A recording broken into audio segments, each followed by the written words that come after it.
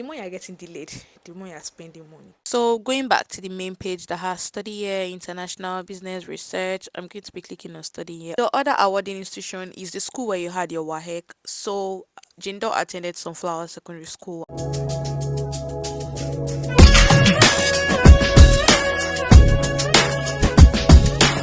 Hi guys, welcome back to my YouTube channel. If this is your first time of being here, my name is Termira.O, and I'm glad to have you. Returning subscribers, I love you guys so much. I love you, I love you, I love you, I love you with everything I have. Thank you so much for always coming back. Thank you, thank you, thank you, thank you, thank you. I feel like singing for you guys now, but that'll be for another day. So, I think my last video, I promised you all I was going to be recording a video on how to apply for schools in the UK universities and the steps you need to take. I'll be dividing this particular video into different sections and also different episodes on how to apply to the UK universities for your master's or postgraduate.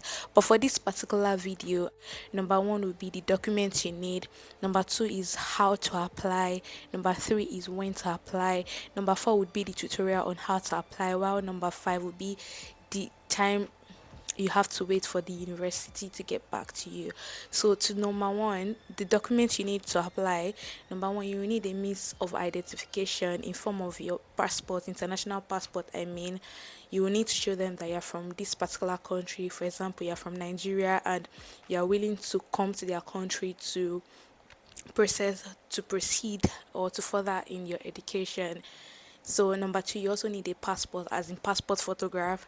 Number three, you need some schools will actually request for birth certificate. Not all schools, but just have it available in case you don't have it. I mean, everyone is going to have birth certificate, but in case you've probably lost it or you used it to take akara. Just make sure you have it. Okay, another document you'll be needing is your proof of English by writing IELTS, or if you know that you have C6 and above in your national exam, then you are also eligible to further. If not, you have to write IELTS. For example, I'm from Nigeria, West Africa, and my national exam is WAHEC. So some schools also take NECO. So if you know that you have C6 and above in your WAHEC or NECO, then you're good to go. While some schools, even if you have B, they will still request for IELTS. So it really depends. But the thing is, if you know you have minimum of C6, then you know that definitely you have to write IELTS. Another important and compulsory document you will need to provide when applying is your proof of first degree. Since you're applying for postgraduate, you need to show to them that you've had a first degree back at home or wherever you must have had it, and that you still want to further in your postgraduate. So some schools ask for transcripts while some don't, but it is important you have your transcripts as well as your school certificate. Also, you must be ready to provide a reference from your school or from someone you've worked with when you were in school, like your project supervisor, your level advisor, your head of department, your guardian. I actually used my guardian, it's not that deep. And also some schools actually ask for your primary school certificates, but not all schools. You I think 30%, yeah, so not all schools ask for primary school certificate, but just make sure you have all the necessary documents available before you think of applying. So that's all about the documents you would be needing. The second section for this video is when to apply. Generally, most schools in UK, they have two intakes. They have January and they have September, while some schools have June, March, January, September all together, but most schools actually have just two intakes, the January and the September. My school actually has March, that's University of Salford. It has March and June intake as well. For example, if you know that you're applying for September, yes, for September intake, you should be thinking of applying within 3 to 6 months, because it actually takes time, except you are very, very lucky. Sometimes you get rejected, sometimes you need to provide and keep providing other documents. Sometimes you even get unconditional offer as soon as possible. They would probably give you conditional offer, and then you need to start looking for like document to back it up, but sometimes visa processes will also delay you. So it's advisable to actually have applied within 3 to 6 months before whatever intake you decide on going for. And also it depends on the exact time you want to apply, because some actually don't even take up to 2 months before they get to the UK. It also depends. For example, if you're applying within, I think, August, that's like deep summer. Some schools are always on holiday as at that time, so you might not really get response because obviously they're on holiday. You might not get the response you need, so it might really delay you. So it's best you apply within 3 to 6 months actually. So you really don't want to get delayed, and the more you're getting delayed, the more you're spending money. So it's just the best you actually apply way before the actual time. The third section for this video would be how to search for school. Seriously, this is going to be really frustrating. It's going to be really annoying, but it could take you days basically. And so many tabs will keep coming on, and the more you search for schools, the more you get different adverts on YouTube, on Instagram from different schools. You could check them out, and at the end of the day, when you probably see your top 5 schools, to break down schools for you, or maybe top 7, top 8, to break down schools for you, you could start checking for the differences in the school, with the entry requirements, the course requirements, the school fee, the life in the school, the social life in the school, depends on what you want, the educational life in the school, if the course is actually accredited to. So you could start checking differences. By the time the tab actually by the time several tabs actually come up,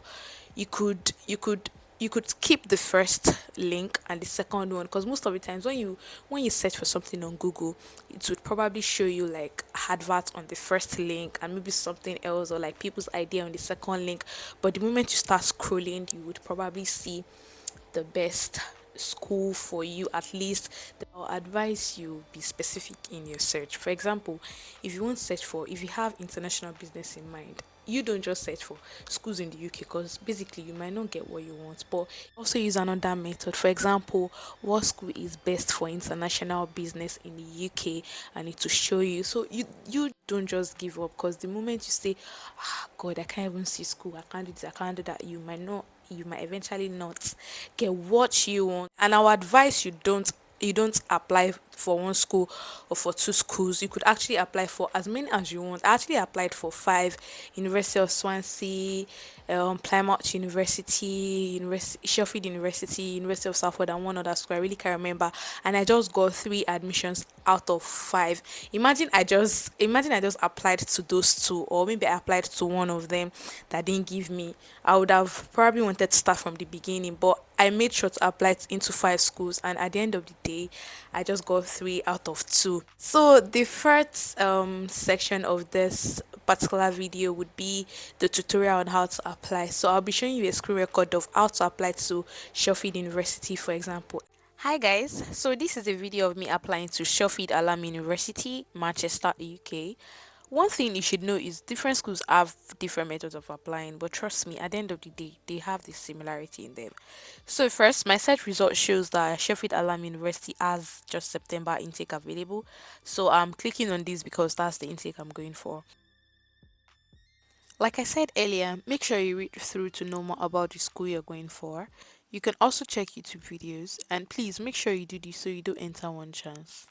So going back to the main page that has study here, international business research, I'm going to be clicking on study here. Also, there's a brief introduction about the school, and yeah, we'll be finding a course. There's search result, there's refined results, search item, and that's international business.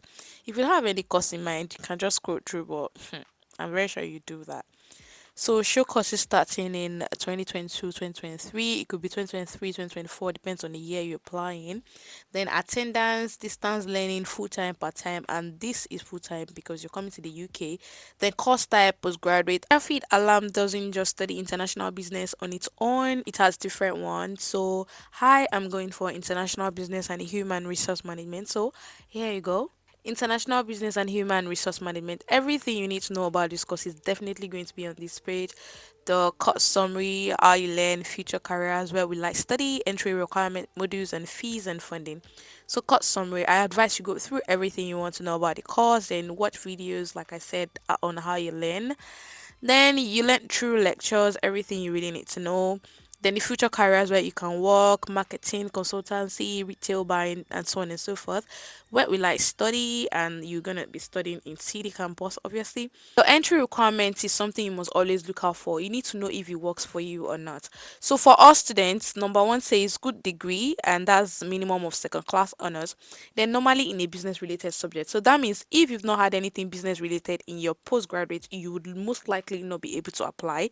Then if English is not your first language, you will need an IELTS score of 6.0 overall and a minimum of 5.5 in all skills. The next one is going to be the modules, as in the courses you are going to be studying, and for fees and funding for international students is £16,385. You can also check for additional costs. And now we're going to how do I apply? That's apply for September 2022. You would need to create account for every school you want to apply for, basically. So create account, title Miss, family name is Jane, forename Door, then date of birth is 10/10/1998. That means Jindo is 23 years old. Nice meeting you, Jindo. Preferred email address, I mean. It's a Paul, and password, then next. So you would either continue with your application if you're really ready, or change password or log out to come back to complete the application. So you have to fill every details. Then you would have to fill the address. That's Jindo actually lives in 45 SSDDF Street, and Jindo is from Nigeria. Then telephone number, you need to fill that too. Home telephone for evening, or your mobile, anyone, just fill in everything. So I'll repeat the same thing for Jindo. Then are you an agent applying for someone? If it is yes, yes, but if you're applying yourself, no. Then correspondence password, that's the former password. National education, that does not apply to you, so we're going to next. Then disability details, do not lie if you have any disability that it's known. So no known disability for gender. Nationality, gender is a Nigerian. Country of birth, Nigerian. Country of domicile, Nigeria. That's where you live. Then visa and passport information. If your passport number isn't ready, you can always save the application and come back to it. So passport number field checked, passport expiring date 9 and 2025, passport document upload, choose file and upload. Then do you require a student visa to study in the UK? Definitely yes. Have you previously studied in the UK? I actually clicked on no mistakenly, so sorry about that. Save our next page. English and language abilities. English your first language? Yes. Education one, awarding institution, that's for your WAEC. That's other. The other awarding institution is the school where you had your WAEC. So Jindo attended Sunflower Secondary School, and the qualification type is GCSE. Course title was English language, and the main subject studied is business. Don't forget, Sheffield expect you to have studied business in your former degree before applying for business again.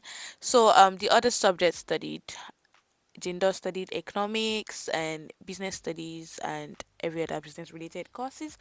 Then the start date of the course was October 2010, and make sure you fill every detail correctly. You don't want them to reject you. Then the mode of attendance, distance, full learning, anyone, which is full learning here. Then our date, November 2016. The results B or C or A, whichever ones. It is uncompleted or outstanding results. That's completed. Then you upload your work result and next. Some schools would ask for your work experience, and Sheffield Alarm is part of them. So name and address of organization, gender organization, job title, manager, start date. Make sure you put everything correctly. Please, if at this point you've not subscribed to my channel or liked my video, please make sure you do so and turn on the post notifications. You can add as many as you can, basically. It's just a plus for you, but it's not compulsory. Your personal statement is a very important thing you need to be prepared for. You need to be able to convince them and sweep them off their feet. And your personal statement must let them know why you have chosen the course, how your previous education and experience have prepared you for the course, and the impact it will have on your future career. And here they are expecting minimum of 100 words. So when you are done with your personal statement, click on save and next page. So here you are providing the full details of your reference, and like I said earlier, your reference has to be someone you've worked with before. Jindo's reference is Mr. Ahmed, position level advisor. It is boldly written here that reference should normally be someone who has recently taught you, and if you have extensive work experience which is relevant to the program. However, you may prefer to nominate a person with knowledge of your employment. So you make sure you fill every detail correctly, the address where your referee is coming from, email address, telephone number, and every other necessary detail. Also, you make sure you choose the file correctly and upload. Then Sheffield Alarm basically wants you to provide two referees, and that does not mean every other school would ask for more than one. Then, do you have permission from one of your referees to provide us with their contact information? Yes, obviously, you must have asked for their permission. Save a next page. Then, how do you intend to pay for your tuition fee? Is it your employer, government body, scholarship, sponsorship, or family and resources? Then, your ethnic origin. Gender is a black and an African, so I'm going for that. Then please tick if you do not wish to receive further information by. I suggest you only leave email out. You don't need them to post you, you don't need them to text you, you don't need them to send you or call you or anything. Data protection, this is obviously letting you know that your data is safe with them. Then summary, make sure you go through everything. Imagine I left my gender off and I need to go back to use that again. So go through everything and that's all. Then click on I agree to the terms and condition and submit your application. The fifth section is the university response time. The thing is, when you apply, you would get an email that you've applied, and that does not mean they've given you admission. It just means that you've applied and they've seen that you've applied, and you should look forward to having a reply from them or not. So some schools actually take about 3 weeks, some 2 weeks, it depends, some 4 weeks, and some a month and like few days. But I don't think any school actually takes up to 2 months before they give you admission. But like I said earlier, it actually depends on the time you apply. Like if you apply in between deep summertime and during break for them, you might not really get response as early as possible. But if you apply at the normal time, you would be getting response within 3 to 4 weeks, and that would be fine. So in my last video, I said you guys should ask me questions on whatever you want to know, and I got a few questions. I also got questions about the visa application, but that will be on my next video or another video. It won't be on this video. I'm not going to be talking about anything visa on this particular video. So, guys, if you've watched this video this far and you've not subscribed, you've not liked, you've not commented, please make sure you do so. I love you guys so much, and until I see you guys next time, bye.